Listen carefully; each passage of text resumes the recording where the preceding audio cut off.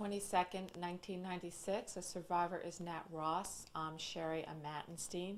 We're in Flushing, New York in the U.S., and we're speaking today in English. The date is July 22nd, 1996. The survivor is Nat Ross. I'm Sherry Amatenstein. We're in Flushing, New York in the U.S., and we're speaking in English. Can you tell me your name and spell it, please? My birth name? Well, first your name now and then your birth name. My name is Nat Ross.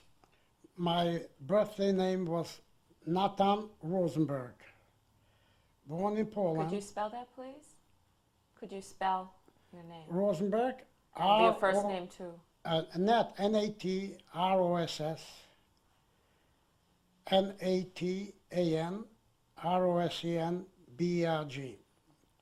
And when were you born?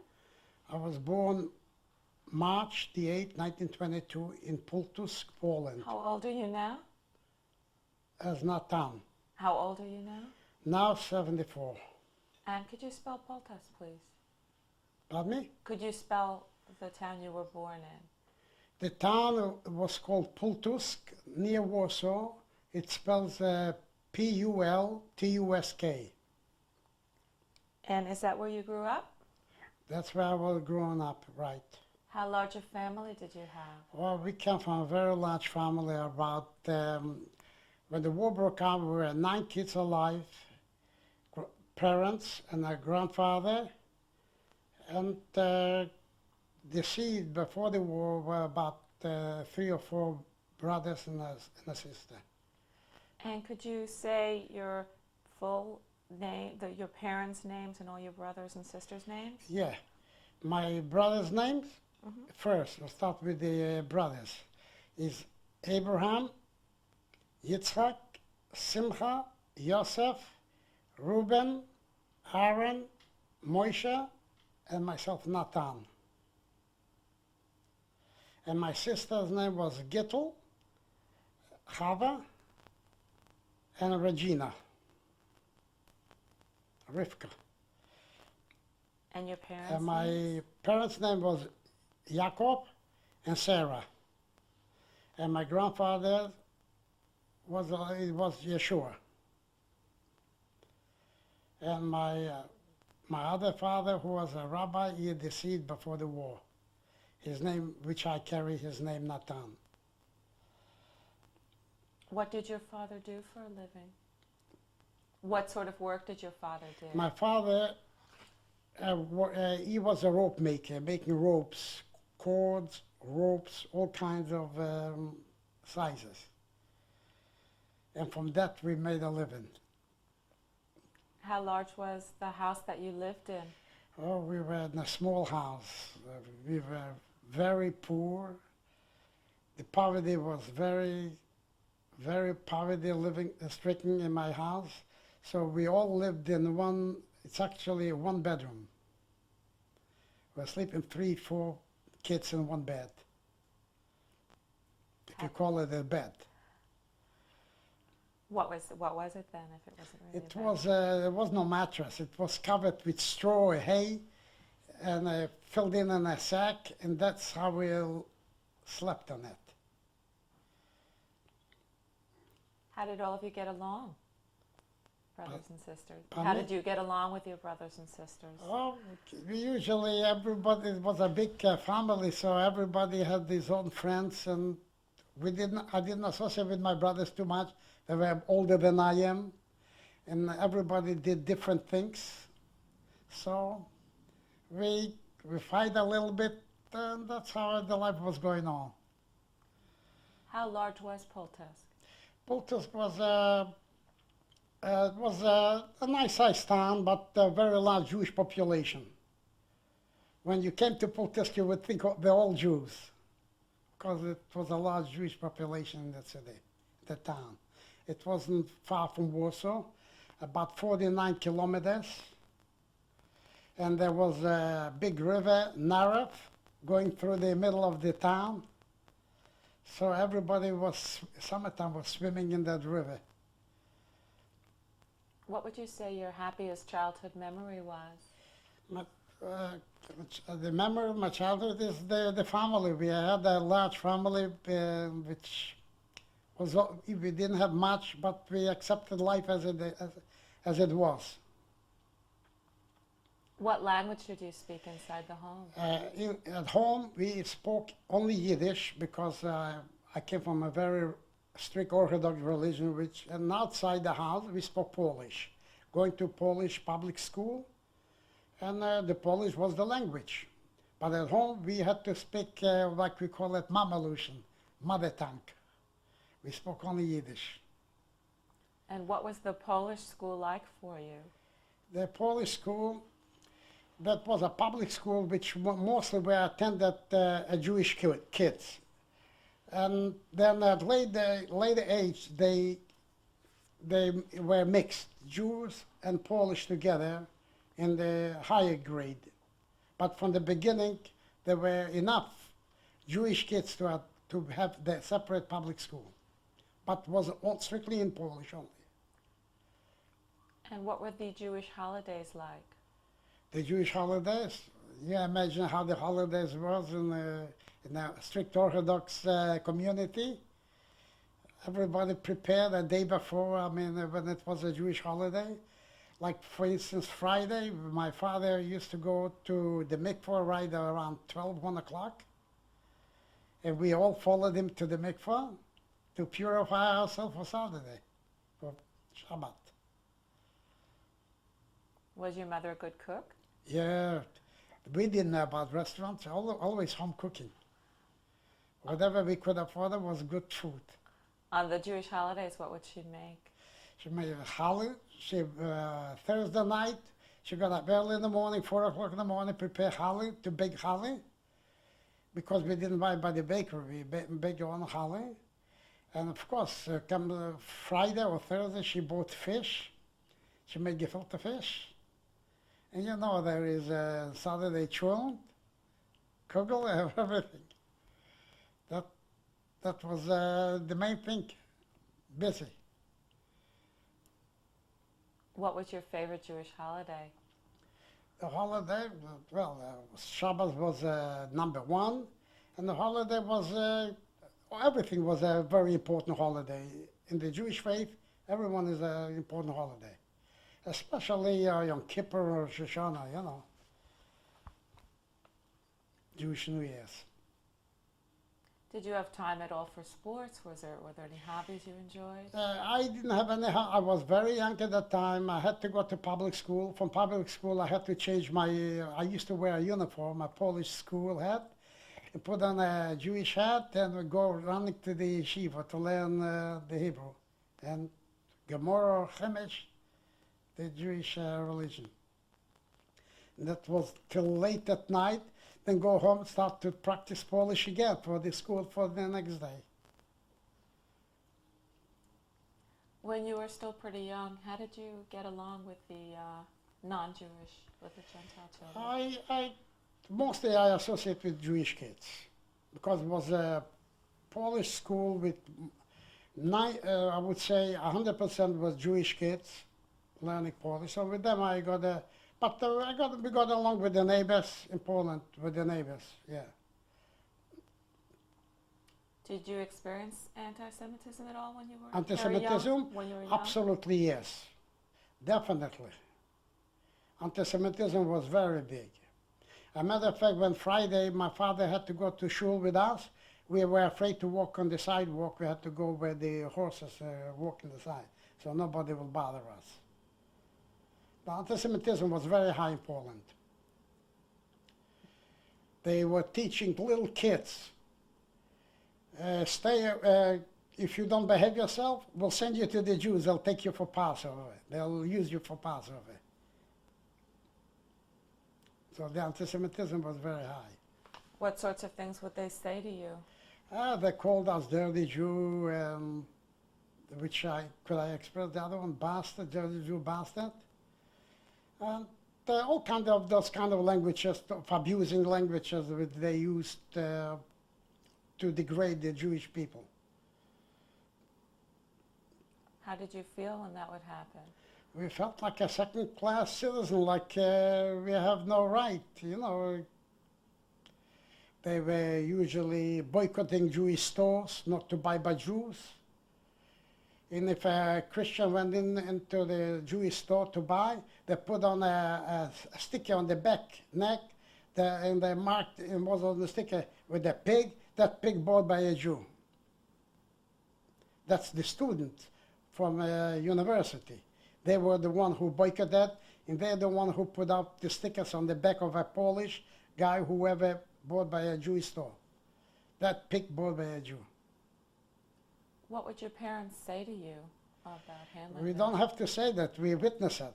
So there was nothing to say. We knew that we were degraded. When was the first time that you remember hearing about Hitler and what was happening in The Hitler, Germany? the Hitler was when they threw the Jews out, the Polish Jews out from Germany. They were not born in Germany. When Hitler came, was it in 35, 36, when they threw out all the German, 36 or 37, when they threw out all the Polish Jews from Germany. That's where we knew right where the start the programs in Germany.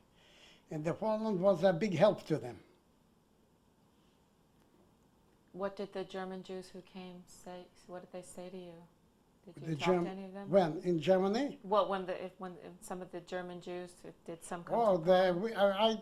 I didn't get in contact, was too young. But we knew what they took away, all belongings, what they belonged to them. They had to leave empty back to Poland. And I guess the Federation of Polish Jews gave them shelters like in synagogues and other parts of public places till they got settled. And then the broke out. What do you remember about the beginning of the war? The beginning of the war was a horror when we heard that Germany crossed over the Polish border. And the Jews had fears because we knew already that there's no picnic anymore. They're going to be after us. And when the war broke out, we ran out from Pultusk because this was a town by a river where the Polish put up a big resistance. We went from Pultusk, we marched to a town, it's called Vyshkov, not far from the town where I was born, Pultusk. Over there, we couldn't go further. My mother couldn't walk with little kids. We couldn't walk, though we remained in a public school, was it, in Vyshkov, and we waited till the Germans came in. When they came in, they rounded up all the Jews, especially Jews with beard, which could be recognized as Jews, and they killed my father right on the spot with the other Jews, in Vyshkov. Then the fight was over. My mother. What do you remember about during the fight? What did you see? Pardon me? What did you see when the fight was going on or when you were marching from Pultusk to The Vyshkov? fight? What did you see on the street? The fight, the Polish soldiers retreating, and the Germans kept on bombarding with planes, even to civilians on the road and everything. And then we decided, after the Germans occupied Vyshkov, we decided to go back to Pultusk. When we came back to Pultusk without my father, then it took about, it was after Rosh Hashanah, after the New Year's. How had Pultusk changed when you came back? Oh, it changed a lot. The whole street where we lived up to our house was destroyed, burnt and bombarded. And the only thing, my town, my house where we lived, and it was untouched because it was right near a hospital where they tried to save it. So that's, they say that we were there, but right after the Jewish New Year's. Well, before that, do you remember the last time that you saw your father? In Vyshkov, when they took out all the Jews with beards. That's all I remember. They took out and they killed him. Do you They made remember a mass grave. the last conversation Yeah, you had with him? that's all, yeah. Yeah. Do you remember the last conversation you had with him? There was no conversation. They grabbed him, and they couldn't even talk. People were in fear, and that's where they killed my father. Did you see him being grabbed? Yeah, that's right. I saw him, grabbed him, and that's all. He turned around to look at us. That's all what was. Did you see your father killed? No, there were other Jews who where they had to dig their mass grave. They told us they buried my father in that grave. And then when you were back in Poltisk, In what was Poltisk, life like there? Right after the Rosh Hashanah, they went and they took all the Jews had to go to a certain place in a park, where they chased us all out from Poltisk over the bridge. And walking over the bridge, anybody who couldn't walk, they threw down from the bridge into the river Narev. When we came over the bridge, they told us to go to Russia. With the Russian border, it wasn't far from it was a Bialystok, it wasn't far from Poltisk. I would say about 40 kilometers, something like that, or 50 kilometers from Poltisk. My mother couldn't walk anymore, and my mother had a lot of relatives in Warsaw. So we decided to go to Warsaw. So we walked from Vyszków to Warsaw. Over there, How long was the walk? How long did it take? Pardon me? How long did the walk take? The walk, I would say a couple of days. Now we slept at nights in the woods, We slept at nights in the woods, and we came to. What was it like during that walk? We were living in fear. So we were not ourselves. That's I can tell you that. We came to Warsaw. Were you still having feelings? Were you numb? What was that like for you? It's very hard to explain how we felt when you were in shock. When a person is in shock, he doesn't know anything, what to do first, what to think first, what to act. Anyway, we went to Warsaw. What was the Rosh Hashanah like in Poltisk when you came back home? There was in a private house because we knew we were not allowed to pray. So I had to go to the private house to say Kaddish after my father. But when 2 days, and after Shuna 2 days or 3 days later, they took us out from Poltisk. This was the first time they round up all the Jews. The first time, right when German occupied Poland. This is the first time where they took Jews, rounded up, and took them out. We couldn't return anymore to Poltisk. Do you remember when that was exactly, the date? That was when the date I can't tell you exactly, but it's in 39 in September was it, by end of September. The war broke out September the 21st? Well, it broke out early in September. Earlier, so right in December was it. And when you left Poltisk, were you able to take any belongings no, with we you? couldn't carry this. We carried a pillow or a blanket to when we were sleeping in the woods, so we would have a blanket to cover. It was very hard to carry things. For the beginning you carry, and then you start getting rid of things because the walk, you couldn't do it. When we came back to Warsaw, let me start with the Warsaw. When we were in Warsaw, when we were in Warsaw, we went to my mother's family, and they tried to accommodate us, which was no room on the accommodation. But I had a married brother. His name was Yitzhak. He lived in a town, Gostynian, the other side of Warsaw. We lived in the northern part of Warsaw, Poltisk, and this one was north or the west side of Warsaw. And he took us in from Warsaw. He knew that we don't have any place where to sleep and live. And he took us in the town where he lived in his apartment, and we all slept on the floor, which it wasn't a long time till the German gave an order to make a ghetto. And fortunately, his apartment was in the ghetto section. And they put up barbed wire all around the ghetto. And that's how we start living in misery in the ghetto. And they took us, everybody they had to go out to work, which they didn't give any money to work or anything. And a few months later, they asked the Jewish Ältestenrat, the Jewish leaders, to supply with manpower to go to Germany to work. They didn't call forced labor camp. To work, they will get paid. That was the story. So each family had to supply one person, and I was the one to go, the first one in labor camp in 1940. Let's talk a little bit about life in the ghetto before you were taken for forced labor. How large an area was the ghetto? Living a life in ghetto wasn't a picnic. We lived in misery, was no food, supplies was very little, so we had to live on a ration the food until it got worse and worse. How many people were living in one apartment? I don't know, but everybody had to live 2-3 families in a bedroom, in one bedroom to sleep on the floor because they gave a small space to make the ghetto. How large was the space for the ghetto? I can't tell, but it was small enough.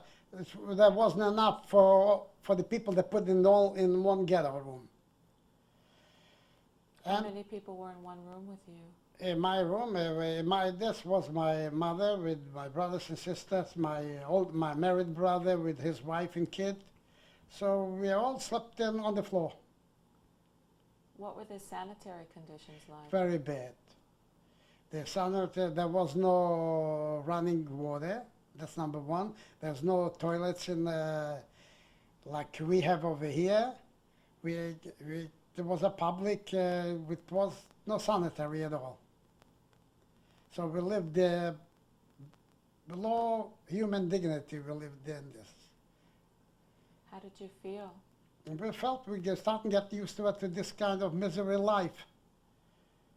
That's just to survive. Maybe tomorrow, maybe soon, maybe in a short time we'll be liberated, or we'll get free, or maybe they'll change the tactic of mistreating us. So that's what kept us going, but maybe tomorrow, living with hope. Did you still practice Jewish life? No, not at all. In the ghetto, you couldn't do it. They took away everything what belongs. I mean, couldn't do it. What did you see in the streets when you were in the streets? On the street, it was crowded. Everybody walked out from their rooms. In the street, they crowded, hanging around, asked people questions. How long will it take?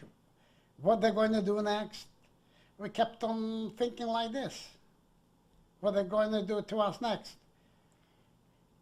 We were to their disposal. We couldn't do anything. And we'll skip the whole thing, and we'll go ahead. What sort of work were you doing When you were still in the ghetto? What was your work? The work was working I was working in the park to keep the park clean and work. Others worked on the street to keep the street clean and any kind of work they took us out. Because it didn't cost them any labor, didn't cost them nothing, and we worked. Were the Germans very brutal? Very brutal. You had to watch the German. They shouldn't watch you, that you could take a rest. So very brutal to us. Like we were not human beings. We had no right to. There was no jurisdiction over a Jew. If a person would kill a Jew or hit a Jew, there was no court, law, nothing, like a fly. Had no jurisdiction at all over the Jewish people. Did you see a lot of that sort of violence? Yeah, hitting and whipping and everything, terrible. Were you ever hit by them? Plenty of times. Plenty of times. Well, let me start going where they took me to Was there anything else? Do you want to talk about the Jewish police in the ghetto, the Jewish committee? Yeah, the Jewish committee, everybody lived in fear, And every time they asked people to go to work, everybody was running away. In the court, if a Jewish person was caught, he ran away, he got a good beating that he wouldn't be able to go to work, number one. That's how the lifestyle was in the ghetto. So you want to continue going ahead on the... Is there anything else in the ghetto that happened that you'd like to mention? People were dying. What can I say? In subhuman condition, people were dying, and there was no medicine, no doctors, nothing. Whoever lasted, lasted. Whoever passed away died. That was the kind of a lifestyle in a ghetto. How did your family hold up? I came from a very strong family. We hanged around. That's what I can say. We hanged around. Did your faith in God waver at all with all this happening? I'll tell you, if we had lost faith in God, we had faith in God, but we couldn't understand why picking us to live in substandard condition and to point the finger at us to suffer like this, which we didn't commit no crimes, came from very Orthodox family, going to pray, and every day my father used to go 3 times a day to pray, morning, daytime, and afternoon. And no crimes were committed by Jewish people. Very, picked us up like we have no right to live. Take some water.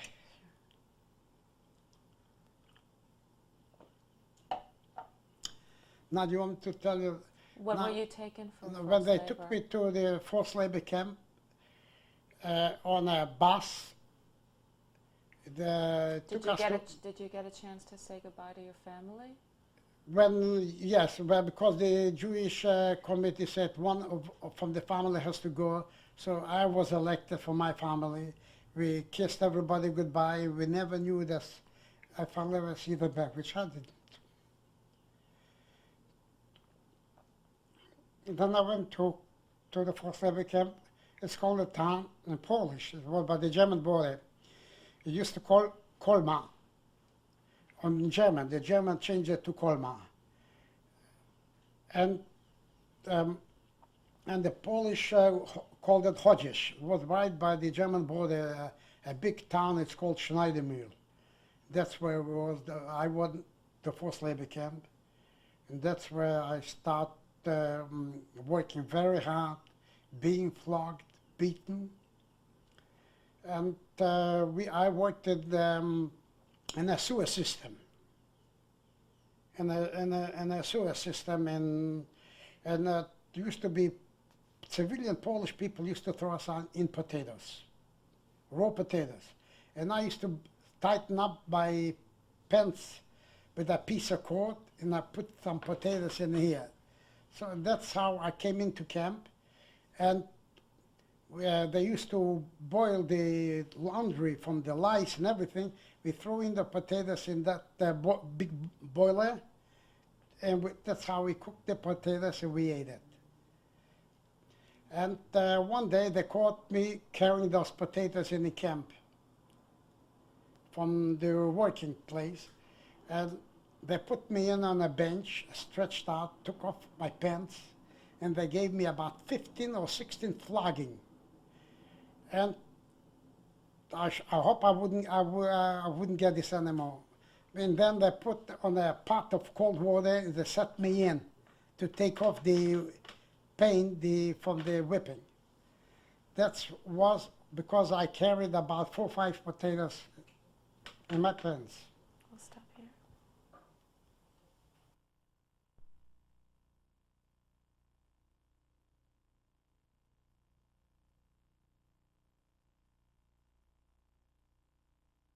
Talking about Colmar, the forced labor camp.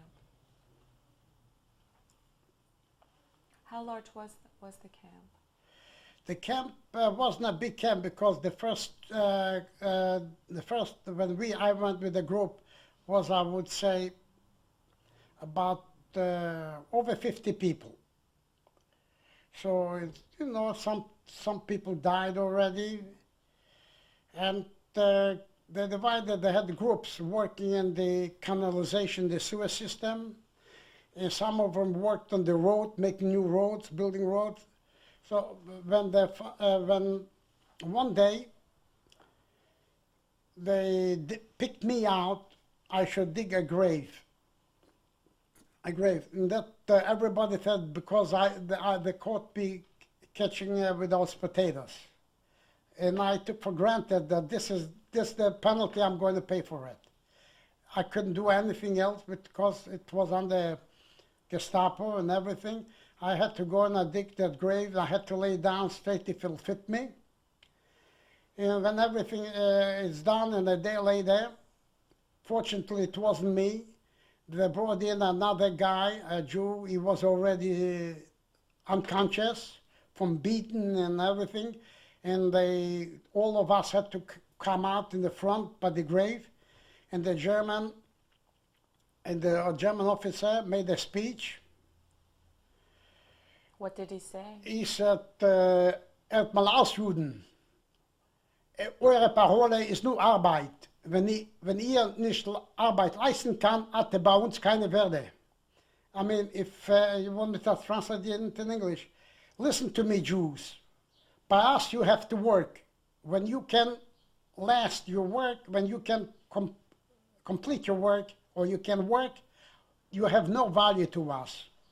And then there came 3 Gestapo and they killed him, which they brought in that guy who was unconscious, and we buried him. Fortunately, it wasn't for me. When you first dug it, did you think it was for you? Pardon me? When you were first digging the grave, did you think it was for you? For me, everybody thought it was a grave. Yeah. The whole camp knew it was. That's the penalty because they caught me carrying those potatoes. So everybody, including myself. How did you feel? I'll tell you. I told you, when you're in shock, you take things as stride. You think, well, kill you, it will be the best. When you're in a state like this, whenever they'll do, it'll be for the best. So that's why I took, I'll be over with. And this kind of a lifestyle was going on, work and day in and day out till 1943. How many days a week were you working? There's no such a thing rest. There was working 7 days a week. From the beginning, they used to promise in the ghetto that we'll get money. The money they'll send to the family, but there was no more family. My 3 brothers was in a different camp. In a different camp, and my mother was left alone with a little brother, with a little sister, my older sister too, which afterwards they took them away to Babiyan, they all got killed. And my other 3 brothers were in a different camp.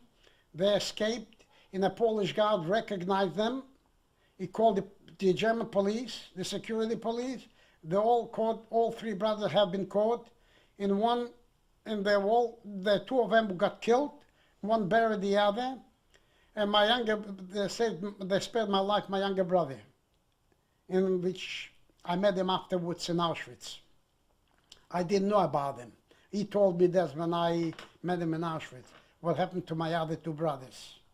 When you were still in Colmar, did you have any contact with your family at all? No. As soon as I said goodbye, when they picked me at work, that was the end of it. I never saw them anymore. Except my younger brother, which I met him in Auschwitz. And I asked him what happened to Avrumel with Yitzhak. He told me the story, because I knew he was with them in the same camp. He told me they ran away, and a Polish guard who used to watch them, he noticed them and he reported to the police. Probably if the Polish guard wouldn't report them, maybe they would have been alive, I don't know. Was it all Jews in Colmar? Colmar, Jews? I don't know. I don't think so there were any Jews. Only in the camp where I was. Well, that's what I meant. Was Yeah. it all Jews in the camp? where you Yeah, were? only Jews. What were the living conditions like? The living condition, as in a camp, you got a bed, with straw, And there was no water to wash. No, you wash yourself from a bucket of water, the face. In the morning you had to get up, the appeal to count it if anybody escaped. And you marched out with groups where you were supposed to work, whether on the road or in the canalization sewer system or other kind of work.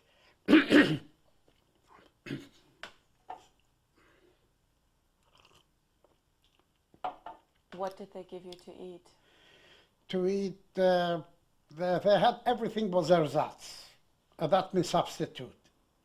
Not the original food, everything was substitute. Like they had bread, it's done from a lot of sawwood. Wood, where they saw the dust, the sawdust. There were a lot of splinters in the bread too. In other words, it wasn't pure bread, it was more wood dust from sawdust than flour. That's the way, was the bread. And the tea was leaves from trees. They made leaves, tree. That kind of was tea. And soup was watery, water. And that's how we lived in substandard condition. Did you have a uniform? What did you wear? We didn't wear a uniform. We had to wear a mark with a Mogen David. So like in the ghetto. You had a Star of David, to carry a Star of David in the back and in the front. So you'll be recognized in the front and the back.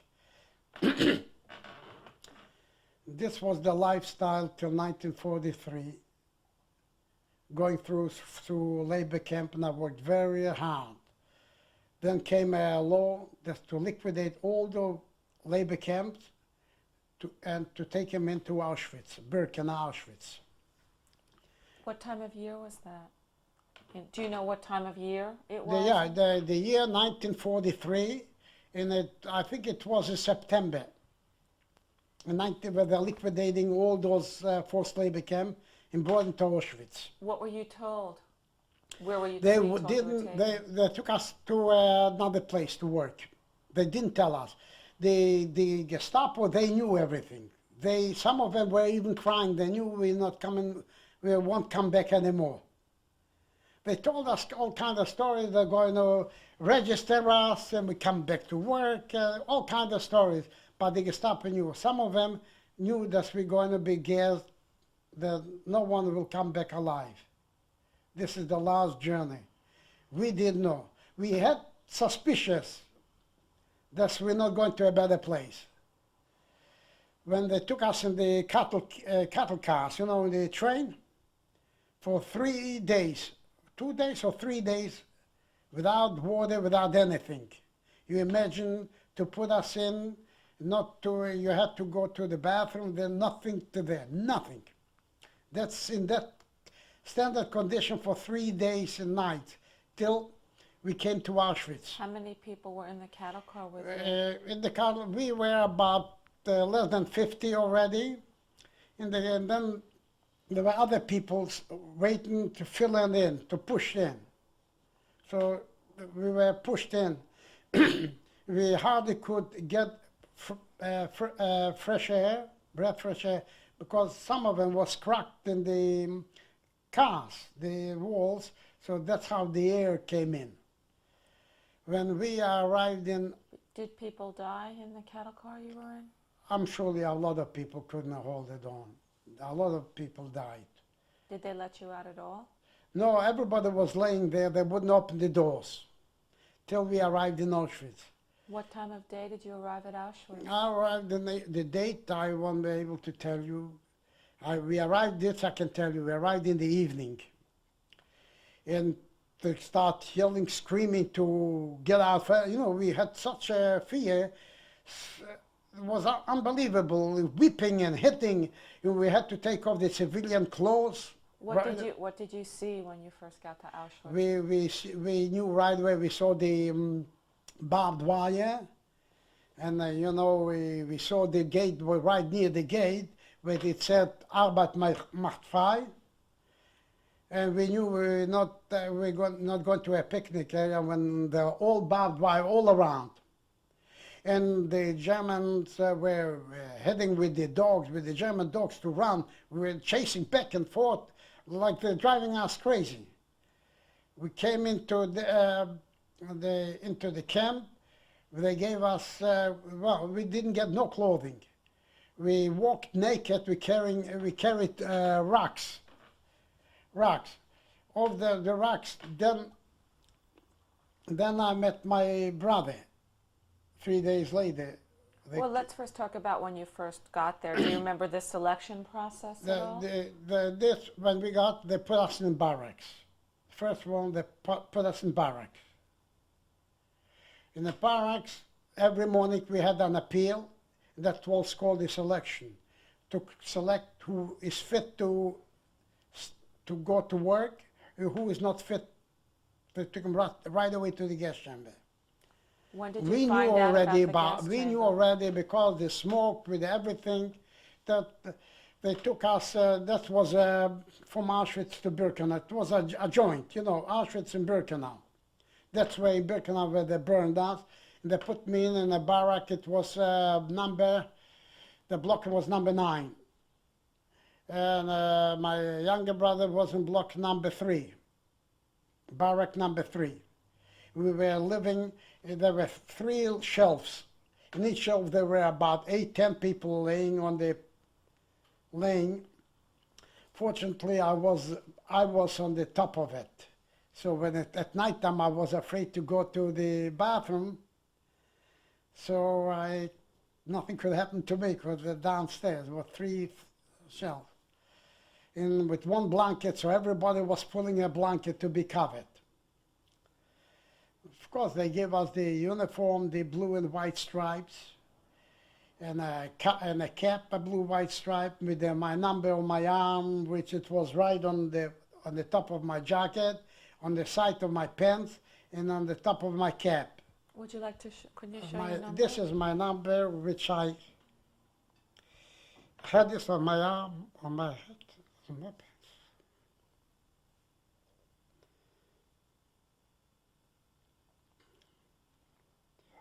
Over there I was selected. How did you feel when you saw your brother? My younger brother. Mm-hmm. Oh, we hugged us, we kissed each other, and he told me the sad story about my 2 brothers. And I asked him, you were later with my mother. I mean, when I left for the first one selected to go to forced labor camp, what happened? He says he don't know what happened with them. They took him away. He knew it, they took him away. They want to get rid of everybody. They didn't want they should hang around. So he told me all the story about them. And I didn't expect I'd be able to see any of my family again.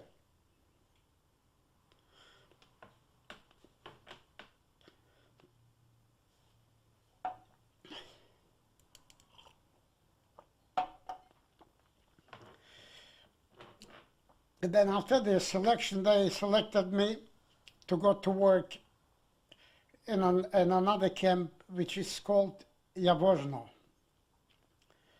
Jaworzno was about 12 or 15 kilometers from Birkenau. How long were you in Birkenau for? In Birkenau, I was for 3 months till November. When you first got to Auschwitz, did you see Mengele? Mengele was selecting us to work. That's right, in Birkenau. What do you remember about him? But then he came with a group of Gestapo. With Gestapo, he had a cane in his hand, and he pointed out this one over here, and the other soldiers with the dog. They made sure that guy who was on the left side shouldn't run to the right side. And that's what happened about for 1 week, every day on the appeal to be selected. Then, for fortunate, I was selected with my younger brother to go to work in the Jaworzno. We knew that we wouldn't go to the gas chamber. So we went to Jaworzno, Are there any episodes or anything you want to talk about in Birkenau? In Birkenau, the only talk is which barrack they took out. They took out at night. They used to make at night time nobody has to go get out from the barrack and nobody had to look out. They used to take out barracks completely, whether you fit to work or you don't fit to work. They used to take out to make space for the newcomers. They took out in the morning was an empty barrack. Nobody knew. We knew they were taking out. So every morning we asked each one which barrack they took out to the gas chamber. That's how our life we had to go through day in and day out in Birkenau. What do you think kept you going? We were looking for that next one will be our next term, the term to go. Because every time they took out and emptied the barrack. After this, we were selected to go to a camp where they were building over there electric power plant in Upper Silesia, and there were 2 or 3 coal mines. It was winter time, they took me to the coal mine. Coal mine was very bitter to work because from the beginning, the night shift, they used to handcuff 5 in a row to the coal mine. Over there, they took off the handcuffs because it was at night shift. We carried those night lamps on the side so they could see for sure that nobody can run away by marching 3 kilometers to the coal mine. At the coal mine, I was working for a short time because the gas would kill me, the gas from the coal.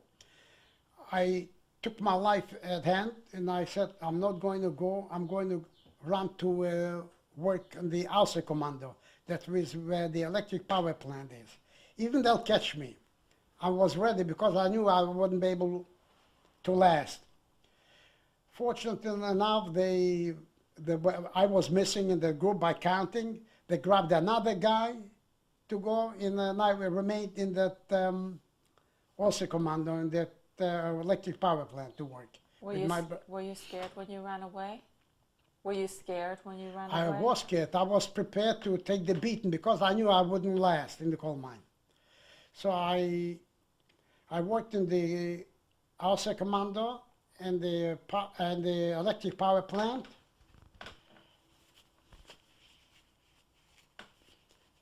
And there I was working all the time in the electric power plant. And my younger brother was working by the steel. You know, you have to, in the steel, the company was, there were 2 companies, Plischke and EBG, that was the electric power plant. And I worked for the Rudelsgrube. Grube means a mine. And the coal mine was Rudelsgrube. So I worked for that company, Rudelsgrube, in the mine. What was the work that you did exactly? I was working there. They assigned me to burn wood, make charcoal, because the cars didn't run on gasoline. They had like a little boiler with filled where it runs on charcoal, and I used to burn charcoal with another guy. Used to burn saw wood to a certain length, and used to pile them up, and we used to smoke them out, so they could use this smoked wood to run the cars and trucks. Over there, the food, I don't have to repeat what the kind of food they gave us over there. Was it the same? Everything was ersatz, standing, working in the coal mine. And the Außer Commando, they gave us soup, which was watery, and the bread, you know, was more wood than flour. And that's how we lived, and that's how the life was when you came back in the camp. Did you see a lot of brutality in the camp? Fatality, the fatality is another story. Every 2 people had to carry one back home. They couldn't walk anymore from the also commando. That was their lifestyle, to carry home a guy who already passed out, couldn't walk. And we brought him in the camp. That was the end of him. Because he couldn't go to work, they wouldn't keep him hanging around there. What did they do to Every them? 2 people carried another one home. That's how the lifestyle was there. And one day, in my camp in Yavozhno, if they have a record, the German, I'm surely they have a record. There were about the prisoners trying to escape from Yavozhno, from that camp. There were a barrack, mixed Czechoslovakian, where there mostly non-Jews in that camp, in that barrack, I should say, in Germans too. Prisoners, so there were political prisoners, Germans. They were digging a system because the barrack was standing on how you call it, on poles. So it was empty underneath. So they were digging out, and not far from the camp, not far from the barbed wire, was a wood, a forest. They're trying to make a little tunnel, go to that forest. And one of those prisoners told the Gestapo what happened, who took part in it. And they surrounded all the 18 prisoners.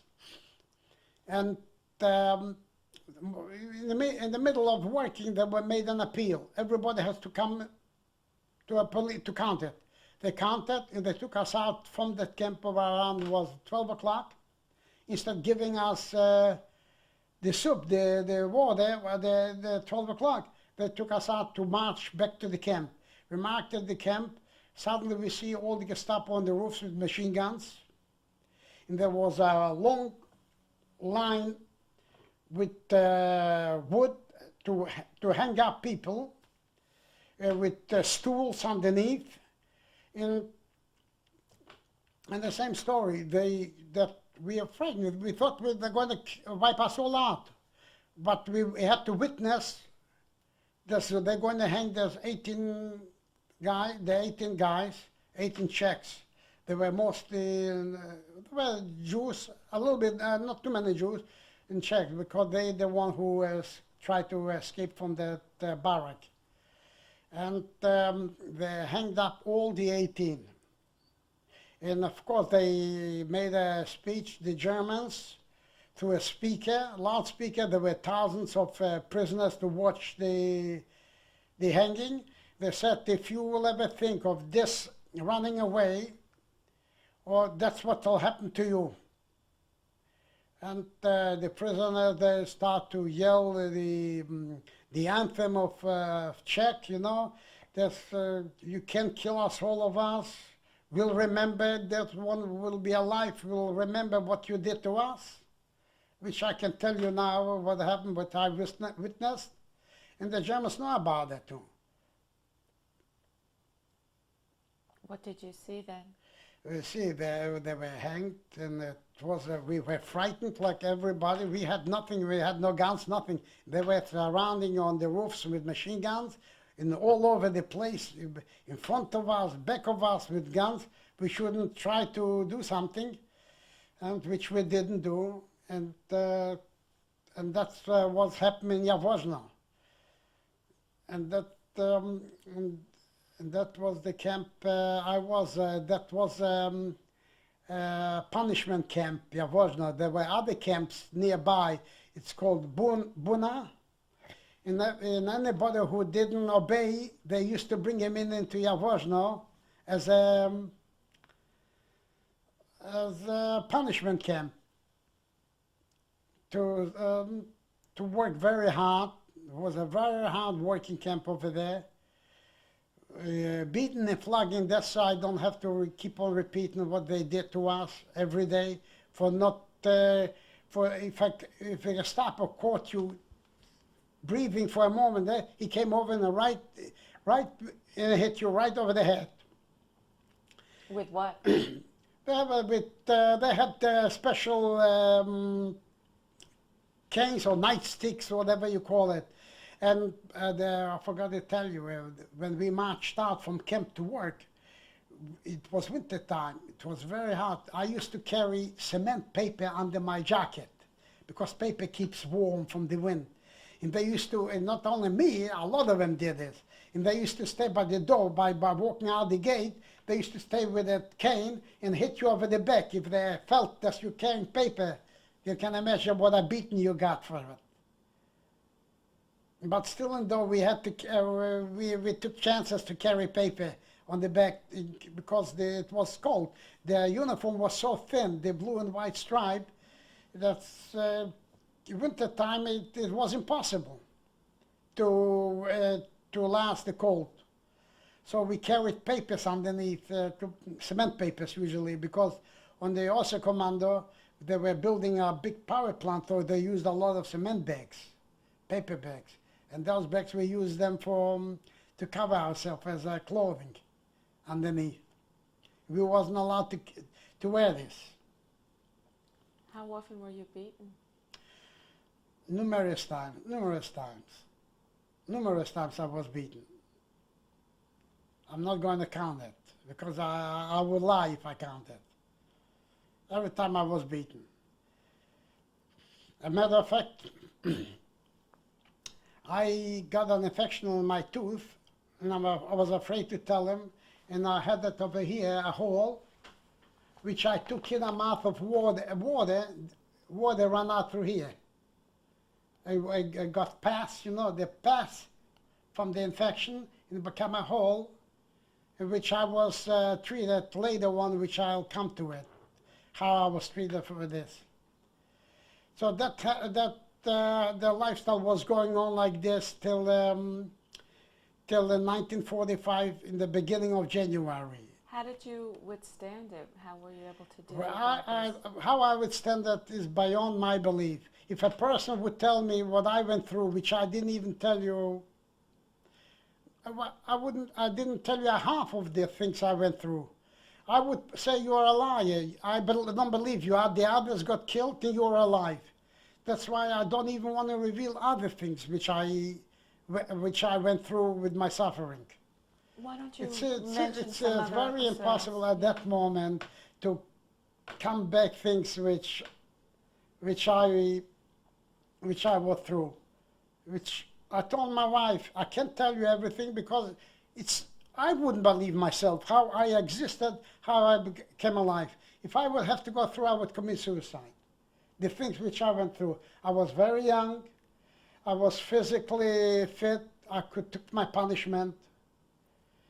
And fortunately, I'm alive from the family. I mean, my younger brother is alive. The rest of them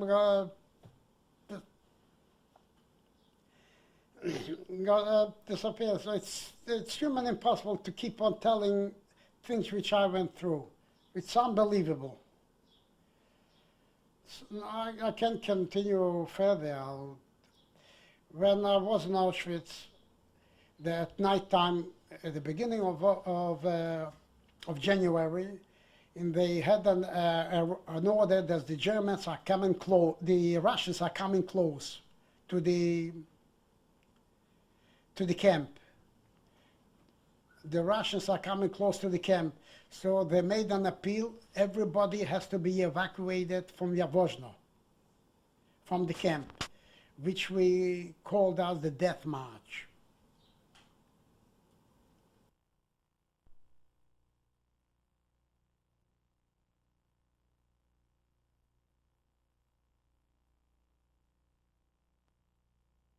'96, Nat Ross. We were talking about in January 45. Yeah, in January when the Russian advanced towards the camp. So the German rounded up all the prisoners, and we had to be evacuated from Yavozhno. So that was nighttime. We didn't sleep, and everybody had to stay on the appeal, counted over everybody, and we start marching out from the camp and leave the camp. As we start to march, a lot of them couldn't do it, and they killed them right on the spot, and they got it. We saw anybody who couldn't walk, right away they were walking with with the German Lugers with the guns, and right on the spot they killed him, left alone in the garden. It was bitter cold in January, and we had to wear the wooden shoes with the snow sticking down. We couldn't even walk. You know, the legs were twisting. We walked through the night, and they killed a lot of them. A lot of them were killed because they couldn't walk. They were not physically fit to walk. We passed through towns, Boyton, and we came after Boyton, Gleiwitz, and the camp was called Blechame. It was a prison camp. Do you know around how many people were on the walk when it started out? One walk, the whole, a couple of thousand. When we came to Blechame, they killed a lot of them. How long was it till you got to Blechem, or how many days was it? How many days? We walked the whole night and the whole day. And then in the afternoon we came into Blechame. Did they allow you to stop to rest at all? We are allowed to stop for half an hour to sit on the snow, not because of us, because of the Gestapo. The Gestapo couldn't themselves walk. For their own sake, we had to stop, not for us, for them. Were you given any food? No, no food at all. Those trips, nothing at all, nothing. Nothing food. How could you get food when they kept on killing and chasing to walk? So we... Were you with your brother? With my brother, yeah. I didn't walk with them together. I saw him again in Blechame. When we walked into Blechame... Is there anything else on the walk that you wanted to... How did you keep going? It's unbelievable. By fortunate, I went in, my brother couldn't even walk anymore. So when we walked into Blechame, we saw a lot of prisoners over there already from different camps. And then they made, again, one group who had asked anybody who is fit to walk should go on one side, and the one who is not fit to walk on the other side. My brother said, he can't walk anymore. They either want to be shot in the gutter. He'd rather be shot in the camp. And there were a lot of them. I would say half of the camp couldn't walk anymore. So I said to my brother, I said to him goodbye. At least one of us maybe will be alive, me or you, and I'll continue to walk further. Maybe you'll be rescued or I would, because the Russians came always close. That they couldn't, that we arrived there around 12 o'clock in Blechame, and around 3 o'clock or 2 o'clock we had to walk out with the Gestapo. So we only were a few hours in Blechame. So I said goodbye to my brother, and we started walking. They didn't know how, they didn't stop counting anymore. They didn't know how many were in the group. We walked there till at nightfall, and I knew I couldn't walk anymore because I started getting my foot, how do you call it, inflammation on my legs. I couldn't walk. They were stiff. I couldn't walk. But fortunately enough, we reached to the German farm. They put all the prisoners in the barn, to stay over the night, because the Gestapo had to have sleep. They didn't sleep either. They have to watch us. So we were in that barn. In that barn, I said there was a big stack of haystack. I said to myself, I'd rather want to be killed in the haystack than on the gutter, and I remained there. Because I knew one thing, they didn't know how many was in the group anymore. Because when you kill out, and some of them left in the Blechame camp, they didn't know how many was in the group.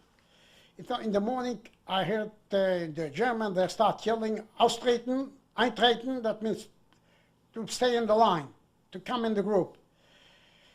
And they kept on yelling, and with the bayonet they were sticking in the haystack, and then they walked away. I remained there till at night. Were you the only one there? No, there were another group there, I would say about 18, 20, I don't know, 22, something, a small group left over, and I knew I wouldn't be able to walk. In that German farm, he ran away from the farm, and he left over the Polish civilian workers who worked on that farm. They should maintain that farm. There were a few Jewish people, Polish people, Ukrainian people, non-Jews. The Polish and the Ukrainians said to the civilian Polish people if they have any food for us. The guy he was afraid. He was afraid for his own life. There were a couple of women and a couple of Polish civilians. They gave us food. And a few days later, I don't know whether somebody told them that we were hiding over there. Gestapo came in. They took us all out. How Yeah. did you feel when the Oh, Gestapo I thought they came? were going to kill us right on the spot. They asked in German, is any one of you are Jews? Nobody answered. In those, they didn't say anything. So when nobody said, they took us to the police station. The police station took us to a camp. It was a prison of war camp, of British war camp. There was called the Abyssinian camp. In that British war camp, there were a lot of Jewish soldiers. They called the Jewish Brigade, which they joined with the British Army. Jewish Brigade. They took us into the camp, and that's in that camp. They took us in. We washed, and we remained there in that camp for 2-3 days. Then came the Polish police, the German police, and they said we are not allowed to remain with the British war prisoners because they considered us as political prisoners. So they don't want to be mixed, political prisoners with the prisoners of war camp. They took us out by force, and they took us out to the crossfire where the German and the Russians were fighting. And they told us to run. By running, they start shooting. They start shooting, and that was in the evening, and then I ran into a military camp where German soldiers used to be there. And they were not in the camp anymore because this was right on the frontier line. How did you feel when you were running and they were shooting? I wasn't myself. I didn't know, in shock. I wanted to be killed. Being honest, I wanted to get killed. I ran into camp. I saw a woman's pants, the skiing pants, navy blue. I took off my blue pants, my striped pants, and I put on the pants. Then I found another blouse, a ski blouse. I put on the blouse and I took out my jacket. And my wooden shoes, that was the killing. The wooden shoes, I found a brown and a black shoe. I put on the black shoe, and I was trying to scratch off my number from my arm. So I thought I can do that. My arm was fell up like this because I didn't use a wire, which was rusted, and my arm blew up. And it blew up, and of course here I had a hole in my face, and I didn't know what to do. I ran out from that camp, from that military camp, and I figured there were a lot of civilians run out from the town, and I'll go into a house and I'll hide myself till the Russians will come in. I come in, there was an old woman there, a German woman. I asked her for some food. She said, "Oh, you must be one of those terrorists or partisans who ran away and they got killed. And they were shooting them." So I was afraid because she knew already from that story. I ran out from that woman's room downstairs. I saw a lot of them, the guys who ran away from me, laying dead. That's why I don't want to tell stories which is unbelievable. I saw them laying dead. So I didn't know what to do, where to run. To civilians, they'll notice me because in the way I looked them, I said, no, I'm going to go back to that prison of war camp myself. I go to the prison of war camp. There was the Wehrmacht. There was no Gestapo, Wehrmacht. They said, "Who are you?" So there were British soldiers. He one of the soldiers got lost. They took me in. into that camp. There was a Jewish doctor, British doctor, prisoner. He gave me a clean up, and they gave me medicine for this. They cleaned me out good. They gave me a British uniform. A British uniform, I looked very young. Everybody is like young, a British uniform. Then there were Jewish from the brigade. They told me, since you're a Jew, and they know we did, they bandaged me here, my arm, and they told me, they gave me a cross to carry a cross, so I shouldn't be noticeable, and they gave me a name. I should call myself Standish James. That was a British prisoner who died. I should carry his name. And I couldn't speak a word of English. I was with them, but they cleaned me up. I had a British uniform with shoes, with a cross. I tried to show off my cross so nobody should be suspicious. The sign. And everybody asked me, how come you are a young guy? I said I was a volunteer. That's all I knew. After I was in the camp and mingled with them, and I was the only one from the whole group. Then came another order to evacuate the British prisoner because the Russians were coming again. Well, how do you know how many Jews were in the camp? Only me. Only you.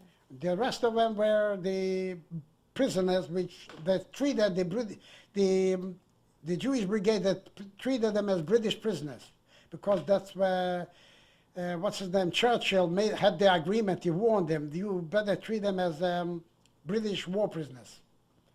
But they took care of me because I didn't speak. I spoke Yiddish, and they spoke a little bit Yiddish, or mostly Hebrew, and I spoke a couple of words of Hebrew because I could pray in Hebrew, so I knew a little bit. And they took care of me. They guided me. And they always told me, show off with your cross, so nobody will ever think of it twice. That's okay. And then we start marching with the British prisoners, and I felt good because I could run away anytime, because this was no more Gestapo, was the Wehrmacht, old soldiers, 60, 70-year-old soldiers that hardly could walk themselves. And when we passed by Buchenwald, I saw those prisoners with the blue-white stripe. There came another shock of me when I saw those uniforms. But fortunately, we passed by.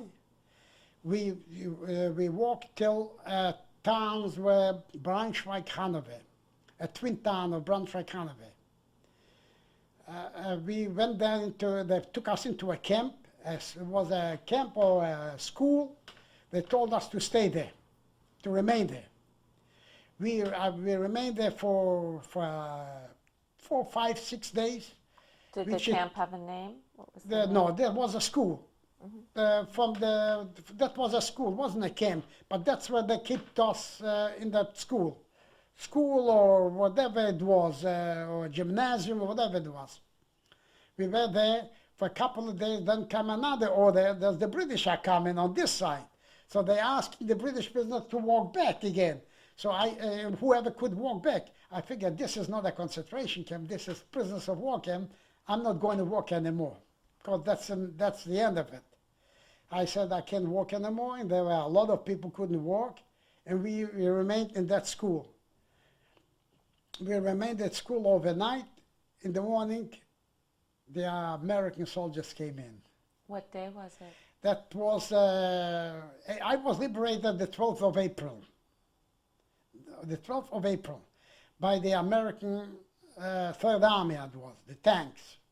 We lay down on the street. I was prison, all Russian prisoners, a lot of prisoners were there.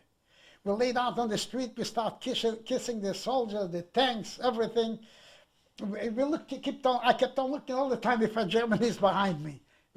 Since 5 years, being castrated into a prison camp, so I always thought maybe some Germans are still behind me.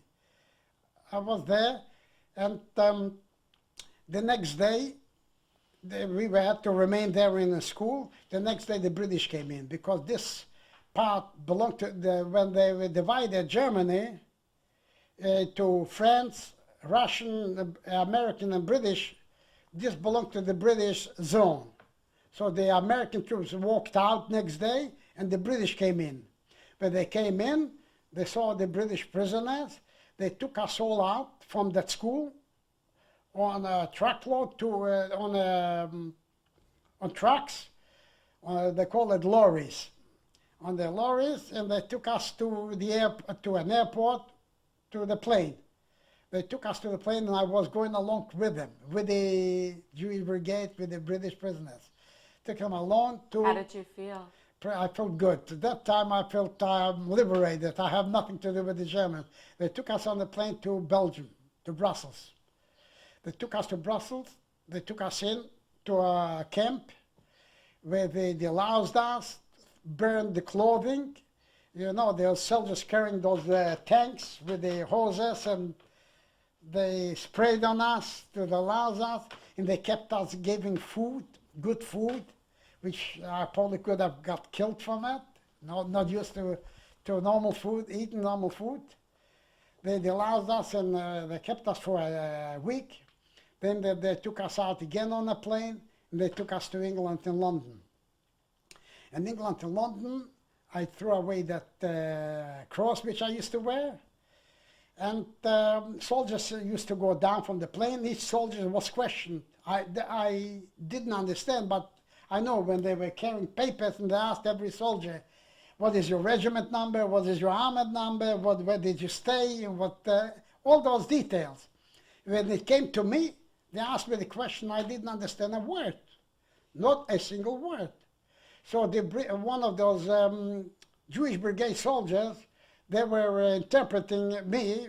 They told them I'm a Polish prisoner from concentration camp. And they didn't even know much about it. So they called in Polish police, MPs. The Polish MP came to me, and they took me to the Polish police. They stationed in, and I clearly know the place, in Regent Street, near the BBC. Over there they stationed, it's near the Balfour Club too, like a military place. They took me in the station, they asked me questions. They didn't interrogate me, asked me questions. They took down early, and they took me at night again to the King Cross station, and took me to Scotland all night long. I traveled through what's the name of the town, Glasgow, Edinburgh, to a little town which is called Kincorn. Kincorn, that was a big factory from glass. They made bottles, you know, the glass factory, and right near the water, the ocean. They took me down there. There was a military police, intelligence police, Polish military police, to find out who I am, who I was. They didn't believe nothing, whatever. Over there, they kept me for a week long to interrogate me. They asked all those questions, where I live, what my father's name was my mother, where I live. They knew all of it, everything. After a week long for interrogating me, they were satisfied who I was. And they gave me a paper to go back to London and to report to the Polish police station, where I was in the Regent Street by the BBC. That was the police station. I came to the police station. They asked me, since I'm alone, I have nobody, and they were satisfied who I was, I should join the police, the Polish army. I said, how can I join the Polish army what I went through? And besides that, I can trust the Polish people, because my brothers got killed from them. They ratted my two brothers. How can I join with them in the same rank with the police, with the Polish army? Then they tried to convince me it's not allowed to persecute Jewish people. If anybody will insult you as a Jew, we'll arrest him. You are a Polish guy, there's nothing to worry. I didn't want it. I said I'll join the Jewish brigade, I'll join the British army, I'll join the American army, but I don't want to belong in the Polish army. Okay, they gave me furlough for 3 months. In the meantime, while the meantime, the Federation of Polish Jews took over the orphanage, which I was considered as an orphanage. Where do I stay? They put me in a club. It's called the Balfour Services Club. Everybody knew, every Jewish soldier knew when he comes on leave to England, it's like an USO, Balfour Club. Every Jewish soldier, when they came from leave, or like so from South Africa, Argentinian Jewish soldiers, American Jewish soldiers, from all over the world, Jewish soldiers, they knew to go to Balfour Club, but that's where they hang around the booth. Over there, they gave me a place where to stay. Then, in the meantime, they announced to the British Jews to take in orphanage for a short time till they place me on a job and I'll be self-sufficient. So a guy, Mr. Leaf, he was a captain in the British Army. He was a paymaster. He was an accountant. So I came into his farm, to him. And he treated me, the family couldn't treat me better. He gave me the royal treatment. He felt pity on me. He had a son, Wally, which I am still in touch with him till today. We speak quite often over the phone. And he took good care of me till my aunt in Canada found out this, till I'm in England without a home, and they made papers so I should come to Canada. I came to Canada, and from there... When did you get to Canada? I came to Canada in I was in England in 1940. The war was over in 1945. I was there 45, 46, 47, 48. 48 I went to Canada. In Canada, I stood till I got papers to go to the United States, which a guy from the American Army met me in England, and he wrote to his father about me, and they made me the papers to go to United States. In the meantime, I was in their Polish quarter, which I had to wait 5 years to get that permit. In the meantime, I went to Canada, to my aunt, and over there I stood 48, 49, and 51. I left Canada to the United States. When did you find out what happened to all of your family after the war? Oh, this is when I came to Canada, to England in 1946. Everybody was looking for members of the family. I didn't know what to get in touch, so somebody told me, write to the Jewish press in Argentina. I had in Argentina an aunt, and I have an Argentina in Canada. That's how I found out about them. I knew their names, but where they live, I didn't have the addresses. But I wrote in the paper, I had an aunt, her name was Faiga Farberovich. And I gave my identification, that my name was Nathan Rosenberg, a rope maker from Pultisk, and I'm looking for an aunt, Faiga Farberovich. And when her husband, my uncle, read it, he said, oh yeah, this is Nat. And he made me the papers. And I wrote to the same thing to the Jewish paper. That was the Canadian Eagle, the Canadian Eagle. It's called in Jewish, the Canadian Udle, an eagle, the Canadian Eagle. And then I wrote to the papers in Argentina, in Buenos Aires. I have an aunt. Her name is Torfstein.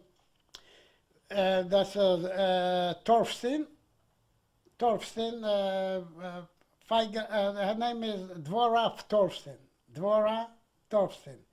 And she recognized identification the way I wrote to the Canada. And that's how she recognized, and she got in touch with me. And my sister, who survived Auschwitz too. Which sister was this? My sister was in Auschwitz in Germany. Which sister was it? The older one, Regina. My oldest was killed with my mother, was left over. She was in the forced labor camp too. And then she came to Auschwitz in Birkenau. And she has a number on her arm too, which lives now in in Arizona. And your brother Moshe? Moshe, yeah. She wrote a letter too to the same thing, and then they crisscrossed. My uncle wrote to me, you know, I got a letter from your sister. She's alive in Germany, and he wrote a letter to my sister that I'm alive and I'm in England, in London. That's how we know that. And one brother was alive that he went to Russia, and he was in the army. And I wrote a letter to the Polish people where I used to live. If anybody is alive from my family, please notify them. This is my address. You don't have to answer me the letter. But if you have my address, this is my address. And my brother was in the Russian army. When they went through Poland with the Russian army, he went to the town where I lived, and he asked the Polish people if anybody is alive from my family. So one is a doctor. He said, you know what? I got a letter from Nathan that he's in England, and this is the address. I lost his letter. I haven't got his letter, but this is the address. So my brother found out. Which brother was this? Simcha, because Yitzchak and Abraham got killed on the spot when they ran away from camp. And he was, I skipped, I didn't tell you nothing about my sister alive, and about my other brother who's alive. I didn't tell you much about him. You can tell us I have now. to go back again. When I was in Gostinian by my older brother Yitzchak, there were Simcha, and he said, I don't want to be under the German occupation. I'm going to run away to Russia. If you want to go with us, we'll go. My mother couldn't walk. So he went and he walked by himself. He kissed everybody goodbye, and he walked by himself to Russia. That's how he was alive. And he joined the Russian army. That's when he went, when the Germans surrendered, he walked through Poland, and he stopped over where we used to live. And the doctor told him that he got a letter from Nathan that I'm alive. And my brother wrote to me a letter. He got the address. I am marching towards Berlin, and I haven't got a permanent residence where I'm staying, but I know that you are alive, and whenever I'll get, when I'll know a chance that I have a permanent residence, I will write to you another letter. So admit him, I knew he's alive, and he knew that I'm alive. And from my sister in Germany, my younger brother in Germany, they were together. No, they weren't together. Somebody told them that, you know, your sister I saw in a different town. They got together, and my sister found out from Canada that I'm alive, and they told my younger brother, Moshe, that I'm in England, and I'm alive. So that's how I skipped over, and that's how I skipped. And I didn't mention nothing about them. That's it.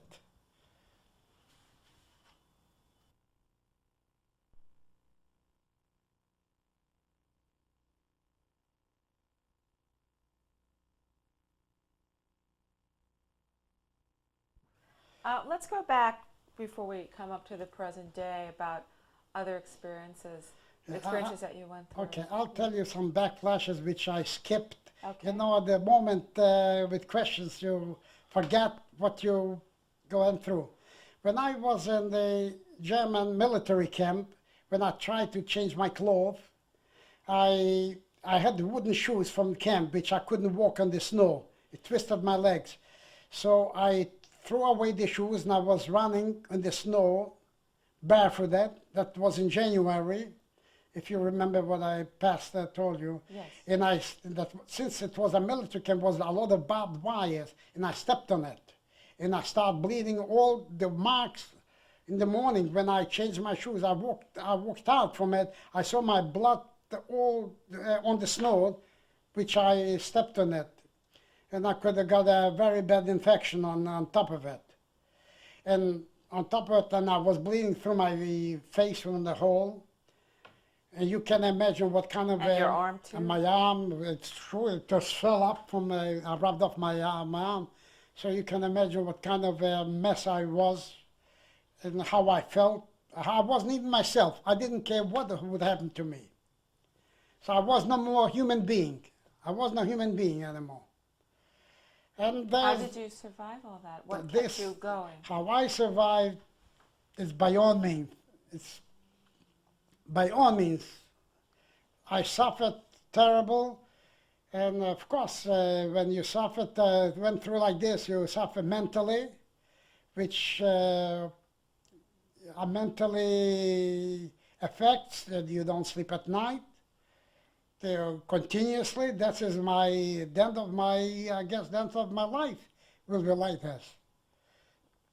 That's the flashback when it comes back, which like on the death march, which I didn't tell you, they made a half-an-hour rest to stop, not for sake of the prisoners, sake of the German. So you're arresting you figure 2, 3 people laying with you, dead, they were dead. They passed out. And that's the honest truth. They were laying with me, with dead people.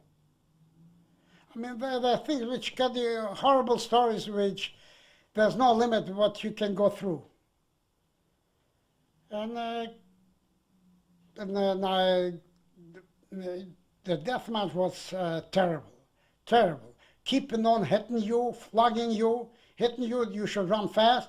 How could you run fast when you had the snow stuck to the wooden shoes and it twisted your legs? That's how I got my inflammation in my legs. When we came into Blehammer, I couldn't walk anymore. And yet you did. You still walked after Blehammer. It's more than a miracle.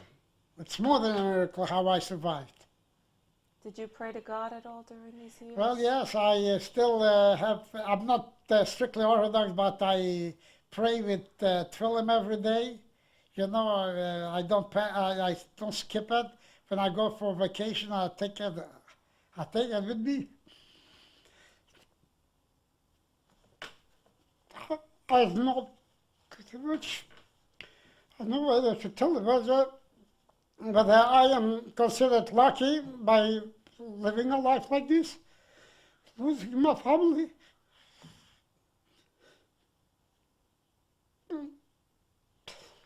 But it's very terrible. I don't consider it to be lucky.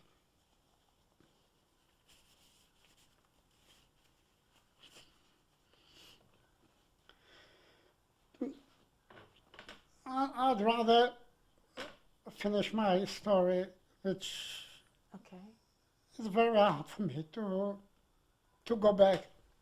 When did you get to America? When did you arrive here? I got to the United States. I met a soldier in London. He took my address and he wrote to his father that I am alone in London, and his parents brought to the society where I was born, Poltiska. One is a Mr. Posner. He took responsibility. He will take charge of me if I'll come to the United States. And a lawyer made the papers for me to come to the United States, which from Canada I came over. In the meantime, that man passed away, Mr. Posner, who made the papers for me. And I didn't know where to live. So somebody gave me a furnished room number in the Bronx on Davidson Avenue, where I can go there and I live till I find something to work. Which I went to that place and I went to the union. I worked in the garment industry. I learned the trade in Canada while I was there 4 years. And over there, they gave me a job, which I worked. And that's how I met that's why I found a room to live. And then I met my wife at the beach, at Orchard Beach. And I got married to her. What's your wife's name? Celia. And her maiden name? Her maiden name is Zucker. When did you meet her? I met her at Orchard Beach. Through introduction. And we got married, and we have 2 children. When did you get married? We got married in 1954, in October, 30th, 1954, got married, have a daughter and a son. And their names? Her name is Sharon, And my son's name is Jacob in Jewish, after my father's name. And my daughter, of course, has two kids, And what are their names? Tara and Dana. Tara got bat mitzvah about 4 weeks ago, and they went now to Israel to have another bat mitzvah on Masada. They're away for 3 weeks. Too bad that they couldn't be here. And my son is going to get married now to a Russian girl, Jewish Russian girl. Her name is Tanya. They're going to get married in December. Have you spent a lot of time in Israel? Pardon me? Have you spent a lot of time in Israel? In Israel, yeah. I went about a dozen times to see my younger brother. Of course, my younger brother is married too, and he has 4 boys. He's married to a girl from Iran, from Tehran.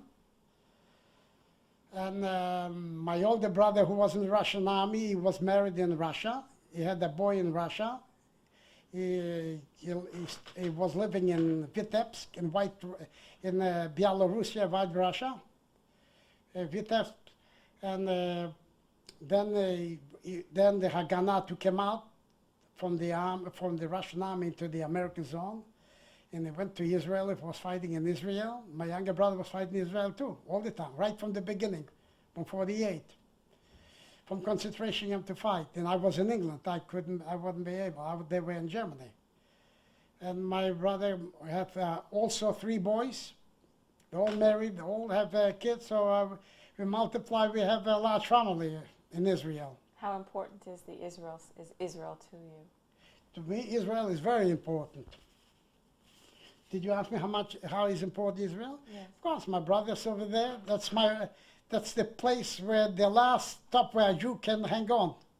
If Israel is not there, we are lost too here. So this is very important to me. As a home to go in. If you have to go, this is the place to go in and spend the rest of your life, if you have to. Did you ever return to Poland? No, I would never do that. I would never return to Poland.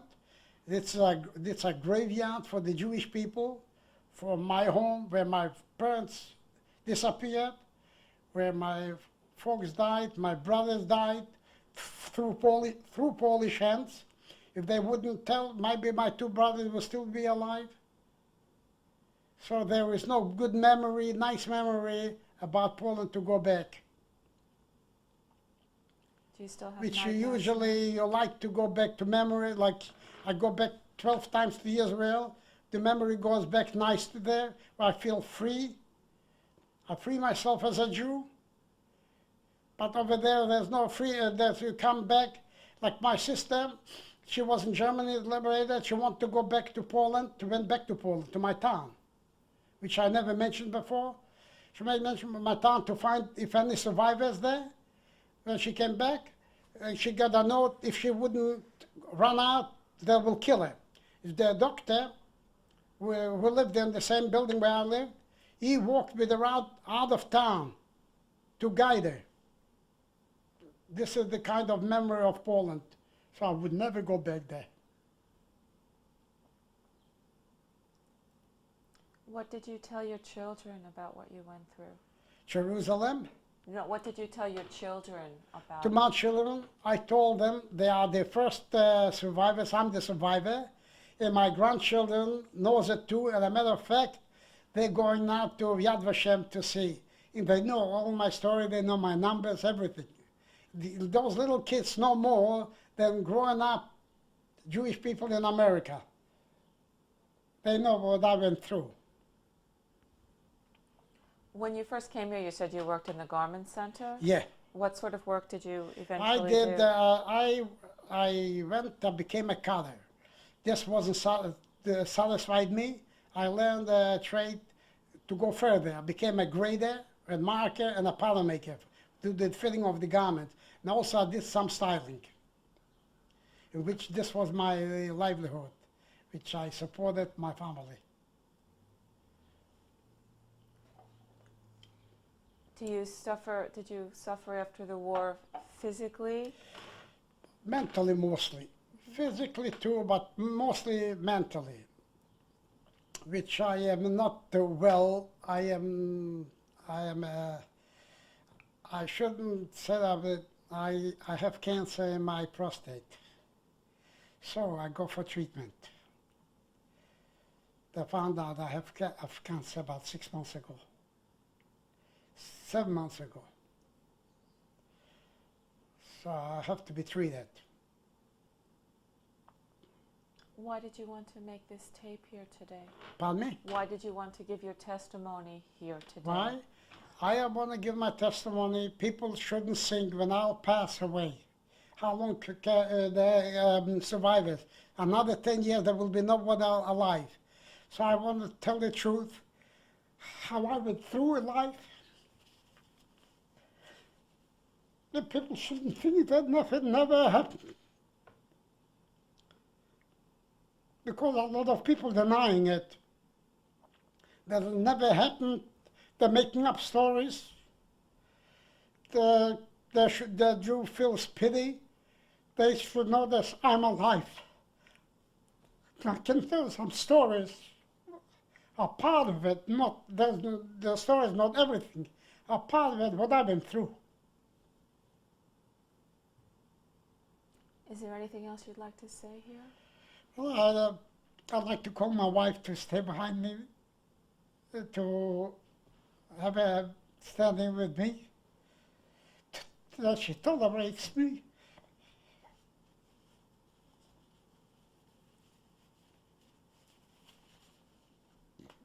Because of things which I went through, nobody can come up with a normal person.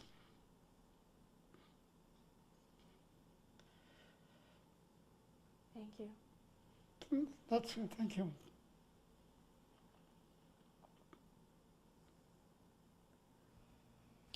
Mr. Ross, can you introduce your wife and your son? Yes, I'm introducing, from my left side is my beautiful wife, Celia, and this is my son, Jay, which in Jewish is called Jacob.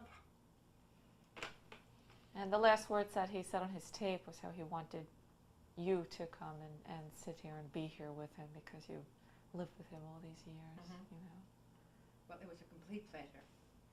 It was my honor to really, it's very difficult for me. Let's put it this way. We've had a very happy 42 years together. And I feel that it was a privilege to make Nat very happy for those years. And I hope that he'll have many more years of happiness with myself and his family.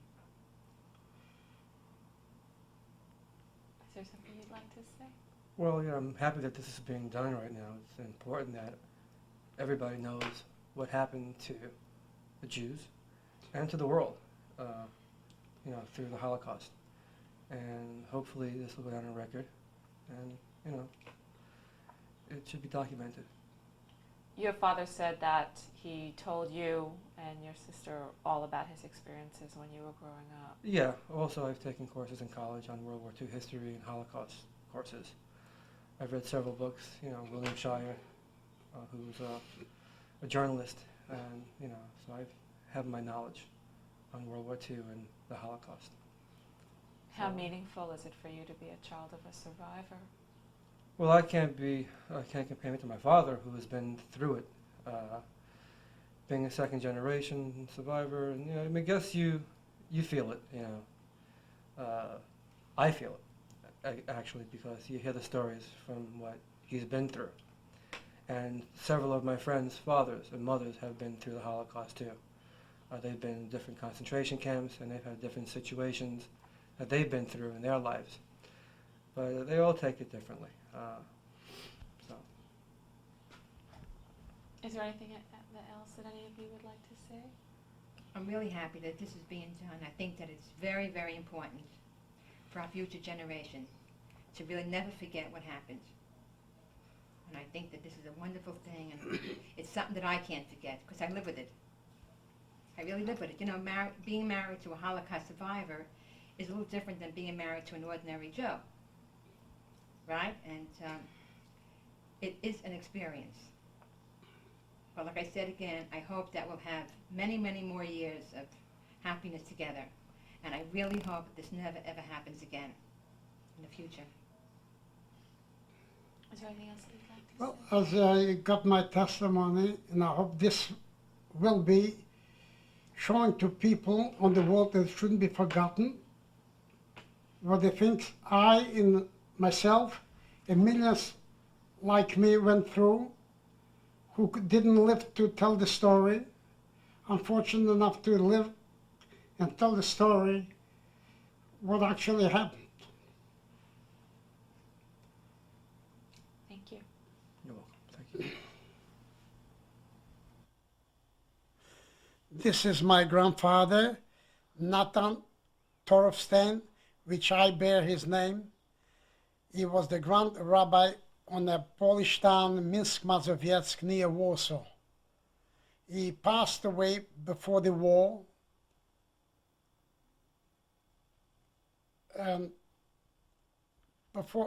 he passed away before the war, which I carry his name, and that shows you what a religious man he was. When was this taken? Do you know? He had a large family. There were about 5 daughters, and 2 sons were also rabbis, which I don't have any pictures. And this picture I got from my aunt from Argentina, from Buenos Aires.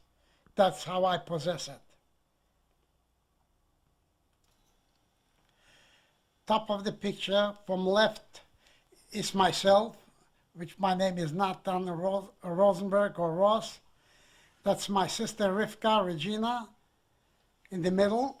And this is my younger brother on the right side on the top, which his name is Moshe, which is now living in Israel. He has 4 sons, and each one is married and having families.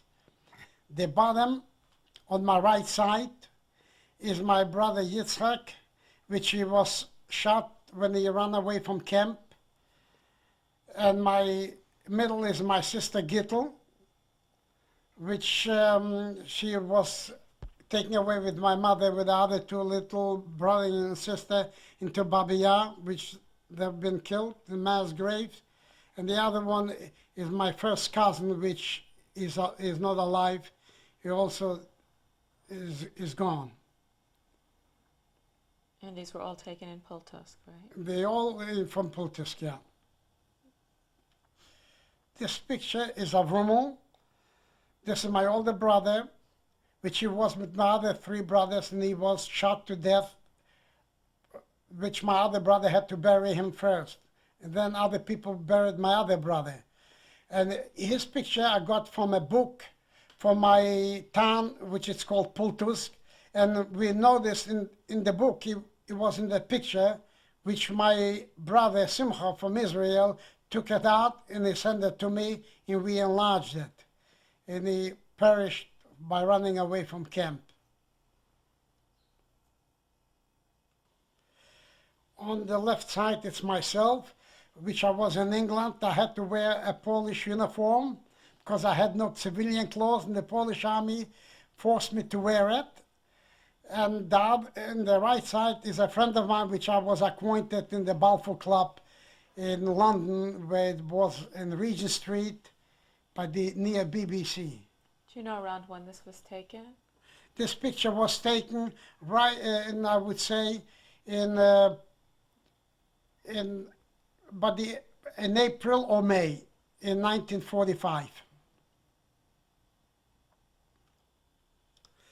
This picture is of myself, where I stood by the Mr. Lee's house as an orphanage boy, and this was taken in 1945, around May or June in 45. And this is the car which Mr. Lee owns, and I posed as a picture. And the clothing I used to wear, I got it, is from the Jewish Federation, which they collected clothing for the orphanage boys. And this was in London? In London? In London, yeah. This is a picture made with my wife on our wedding night. That's in New York. That was in October the 30th, in 1934, Celia. with my and- pretty wife. right. And your names? You want to say your names? Do you want to say your names? My name is Nat Ross. At that time was Nathan Rosenberg, and I changed my name to Ned Ross, and 2 years later. And your wife's name? My wife's name is Celia Ross, and her maiden name is Celia Zucker. I made an error. Instead of 1934, it was 1954. This picture is myself, Nat Ross, with my wife Celia. We went to our honeymoon on the mountains, and that was in October the 31st, right after the wedding, In in 1954. This is a picture of my two kids. My older daughter is Sharon, and my younger son is Jay, which Jay is 4 years of age. And that picture when it was taken, and my daughter is 7. in New York, this was taken. In New York, in Queens. This picture is on my son's bar mitzvah day, which I stay on the right side. My son is near me, and then my wife Celia, and my daughter Sharon. And your son is Jacob? Your son's name? And so my son's name is Jay, and I mentioned the other name, Celia and Sharon. This is my son-in-law and my daughter on their wedding day. His name is Arthur Arshen, and of course my daughter became Sharon Arshen on their wedding day. When were they married? 18 years ago. 18 years ago? 18 years ago, Okay. right. This is my granddaughter Tara. She wears a medal. She won last year a prize from Latin, which I'm very proud, very, very smart. She has a very bright future for her. She's now 13 years of age. This is my youngest grandchild, Dana. She is now 9 years old, a very bright kid, which I also am proud that I live to it to see they should grow up, to live to see a grandchild. This is my son, Jacob, and her girlfriend, Tanya. She's from Russia.